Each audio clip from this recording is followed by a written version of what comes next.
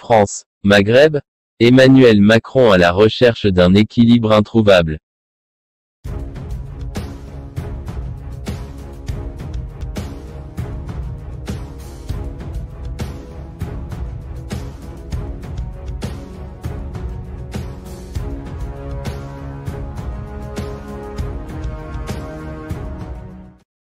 Avec les citoyens du Maghreb, Paris aura parachevé un lent processus de perte d'influence dans la région, qu'Emmanuel Macron cherche maintenant à enrayer.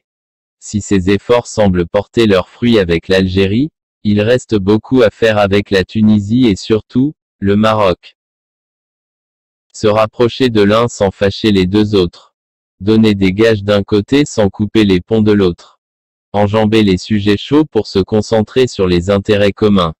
Voilà la partition, quasi injouable, que Paris tente actuellement d'interpréter avec Rabat, Alger et Tunis. Malgré ou plutôt à cause de sa longue histoire commune avec les trois pays du Maghreb, la France ne cesse de voir son influence reculer dans la région, et elle en est parfaitement consciente. D'Emmanuel Macron en Algérie, fin août, a bien illustré la volonté française de renouer le lien. L'amitié avec le président Tebboune a fait l'objet d'une mise en scène appuyée et souhaitée par les deux partenaires. Tous les symboles étaient au programme du déplacement et la question mémorielle, si sensible pour les Algériens, n'a pas été négligée.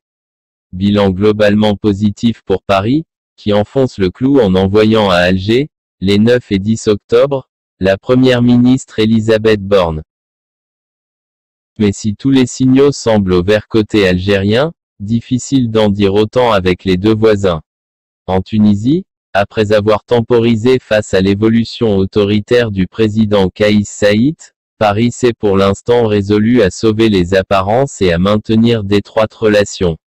Le sommet de la francophonie, qui après bien des péripéties, se tiendra bien à Djerbel les 19 et 20 novembre, constitue un signe fort de la volonté d'afficher une bonne entente. Reste le dossier le plus épineux du moment, celui de la relation avec le Maroc.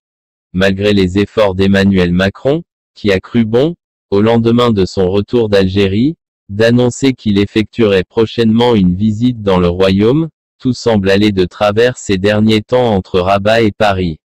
Sommée par les Marocains de se positionner clairement sur le Sahara, la France se trouve dans une situation intenable si elle ne veut pas sacrifier son amitié avec Alger. Pour beaucoup d'experts, elle multiplie les maladresses. Semble perpétuellement évoluer sur un mauvais tempo. La nomination attendue d'un nouvel ambassadeur au Maroc, en remplacement d'une Hélène Le Gall qui n'a pas su séduire, pourrait être la première étape d'un rapprochement qui s'annonce, pour l'heure, long et laborieux.